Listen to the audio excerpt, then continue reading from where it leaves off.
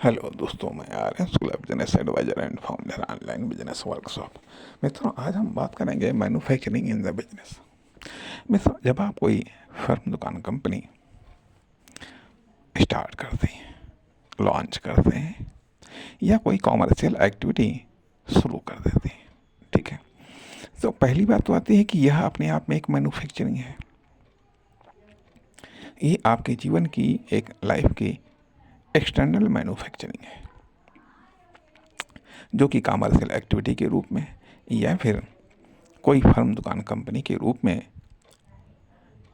समाज में या मार्केट में, सोसाइटी में आई। ठीक है, अब आप इस फर्म, दुकान, कंपनी को आप चला रहे हैं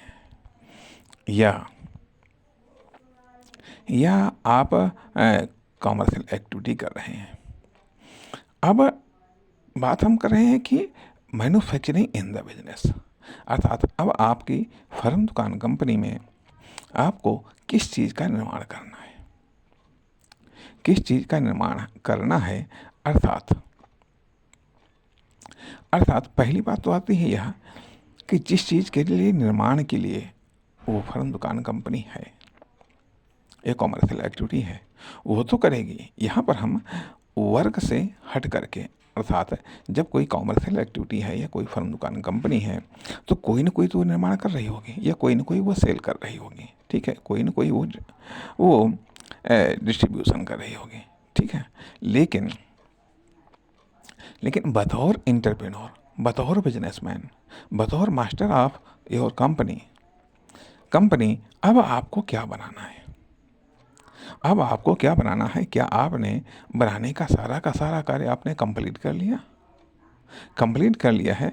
अर्थात आमतौर पर होता यह है कि यहाँ पर भी इस प्रकार के बिजनेसमैन या एंटरप्रेन्योर एक वर्कर की सैलरी को बचाने के चक्कर में पड़ जाते हैं। वर्कर की सैलरी को बचाने के चक्कर में पड़ जाते हैं। हम समझते हैं यह कि सारे के सारे कार्य वर्कर पर डिपेंडेंट करिएगा कि आपको लगता है कि शायद ये कैश में हो सकता है बेईमानी कर ले, या हो सकता है कस्टमर को उतना अच्छी तरीके से डील न कर पाए आदि कई सारे कार्य आपको ऐसे लगते हैं कि आप एक एम्प्लॉय से आप बेहतर कार्य कर सकते हैं। हाँ, ये बात सही हो सकती है, लेकिन उस चक्कर में आप एक एम्प्लॉय से बेहतर कार्य करने के चक्कर में आप जो सबसे बेहतर आप कार्य कर सकते हैं खुद के लिए, वो कार्य आप नहीं कर पाते, क्योंकि उस कार्य के लिए आपके पास में न तो समय बचता है और ना ही उस कार्य को आप एक्सेप्ट करते हैं। आज इस भाग में हम उसी कार्य की हम बात कर रहे हैं जो सिर्फ आप खुद के लिए कर सकते हैं, कोई एम्प्लॉय नहीं कर सकता है। यह तब आप कर सकते हैं जब आप फ्री हों, जब आप औपचारिक रूप से आप अपने कार्य के लिए आप एम्प्लॉय को अप्लाई कर दिए हों। तब अब आपको क्या मैन्युफैक्चरिंग करना है, या बिजनेस में मैन्युफैक्चरिंग जो आपके द्वारा होनी बेसिकली तौर पर आपने वो सब कार्य कर लिया है जो आपको आता है, या जो आप करवा सकते थे, वो सारे के सारे कार्य आपने कंप्लीट कर लिए हैं। अब जबकि आपके पास में कोई भी कार्य शेष नहीं बचा है, तब हम बात कर रहे हैं कि अब आपको बिजनेस में, अपनी फर्म, दुकान, कंपनी में, या अपनी फर्म, दुकान, कंपनी के लिए क्या मैन्युफैक्चरिंग करनी है। अर्थात अब आप ने एम्प्लॉय को आपने लगा दिया है। या मान लिया आपने एम्प्लॉय को नहीं लगाया है अपने स्थान पर, आप खुद उसमें इन्वॉल्व हैं। जब आप उसमें खुद इन्वॉल्व हैं, तो अब आपको करना क्या है? आप कह रहे होंगे कि ये तो काफ़ी लंबी चौड़ी भूमिका बना रहे हैं, डायरेक्ट क्यों नहीं कहते हैं कि हाँ ये कार्य करना है?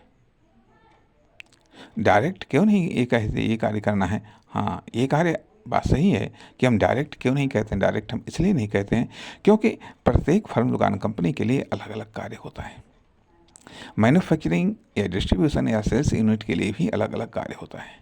जब जब सब आपने कर लिया है, अब आपके पास में कुछ कार्य नहीं बचा है। आपको लगता है कि अब आपके लिए कोई कार्य नहीं बचा है, अब तो खाली सेल्स करना है या कस्टमर को रिसीव करना है या फिर एम्प्लॉय को कंट्रोल करना है, उसे गाइडेंस देना है या फिर केयर करना है। यही आपको कार्य लगते हैं। आपको लगता है कि यही कार्य अब करना है, बाकी सब कार्य तो कंप्लीट कर लिया गया। बात भी सही हो सकती है, लेकिन इसके बावजूद हम उस चीज़ पर फोकस करना चाहते हैं जो आपको यहाँ पर मैन्युफैक्चरिंग के लिए बाध्य करता है। आपको नहीं मालूम कि आपको क्या कार्य करना है। जब आपको नहीं मालूम आपको क्या कार्य करना है, उस कार्य को पता करिएगा। आप कहेंगे आप क्यों नहीं बताते हैं? आप कहेंगे कि आप क्यों नहीं बताते हैं? हम नहीं बताते क्योंकि परिस्थितियाँ आपकी फर्म, दुकान, कंपनी, आपकी कॉमर्शियल एक्टिविटी उसमें आपको अब कुछ एक्स्ट्रा करना है, कुछ आपको नया करना है, कुछ और अधिक करना है। जब आपने लाइफ में एक बिजनेस के तौर पर, एक फर्म, दुकान, कंपनी के रूप में आपने एक अलग से कार्य किया है, अब आप क्या कर सकते हैं जिससे जो आपकी फर्म, दुकान, कंपनी के लिए बेहतर हो, लाभकारी हो और दूसरों को और देखने में आकर्षक लगे। अर्थात एक अब होता है कि बेस कार्य तो हमने कंप्लीट कर लिया। बेस कार्य कंप्लीट करके डिफाइंड हो गया है कि हाँ, यह एक फर्म, दुकान, कंपनी है, यह एक कॉमर्शियल यूनिट है, यह सेल्स करती है या डिस्ट्रीब्यूशन करती है या फिर मैन्युफैक्चरिंग करती है। ये सारे क्लियरेंस तब हो जाते हैं जब आप अपना कार्य कंप्लीट कर लेते हैं। लेकिन इसके बावजूद मैन्युफैक्चरिंग कभी कंप्लीट नहीं होता है। यदि मान लिया इस कार्य को यहाँ पर आप कंप्लीट मान लेंगे और फिर आप इसमें कोई भी मैन्युफैक्चरिंग नहीं करेंगे, तो ये कार्य समय के साथ ही साथ या तो भद्दे होंगे या पुराने होंगे या फिर ये डैमेज होते चले जाएंगे या इनका आकर्षण कम होता चला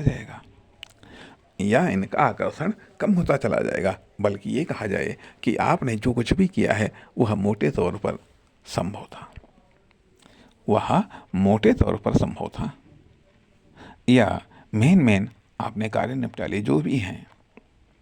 आप कह सकते हैं मेन नहीं, हमने और भी मेन के अलावा जो कुछ भी हमको छोटी बड़ी चीज़ दिखाई दी उसको हमने कंप्लीट कर लिया। हाँ, बात सत्य है। अब इसके आधार पर आप देखिएगा कि कितना चलते हैं, कितना सफ़र तय करते हैं। आप ये देखिएगा कि आप कितना सफ़र तय करते